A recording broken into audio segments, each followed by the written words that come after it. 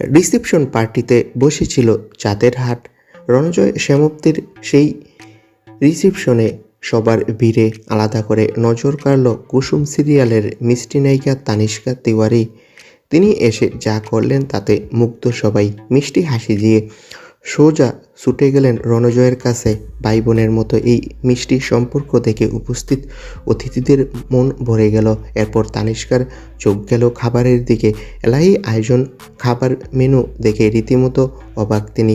এত রকমের পদ দেখে লোভ সামলানো সত্যি দায়। তবে শুধু খাওয়া দাওয়া আর আড্ডাই নয়, তানিষ্কা নিয়ে এসেছিলেন বিশেষ উপহার।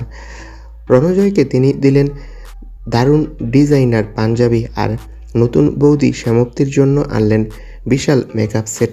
অভিনেত্রী হিসেবে তিনি জানেন শ্যামপ্তির মেকআপের প্রতি ভালোবাসা, তাই একদম মনের মতো উপহার দিলেন শ্যামপ্তিকে। রণজয় আর শ্যামপ্তিও তানিষ্কার কাছ থেকে এমন উপহার পেয়ে ভীষণ খুশি। কুসুমের নায়িকার এই মিষ্টি ব্যবহার আর তার দেওয়া উপহার আপনাদের কেমন লাগলো বন্ধুরা? রণজয় আর শ্যামপ্তি মুডলির বিয়েতে কুসুম মানে তানিষ্কা তিওয়ারি এসে অনেক মজা করেন। তোমরা কে কে খুশি হয়েছো এই মিষ্টি মুহূর্তগুলো দেখে? কমেন্ট করে জানাও। ধন্যবাদ সকলকে।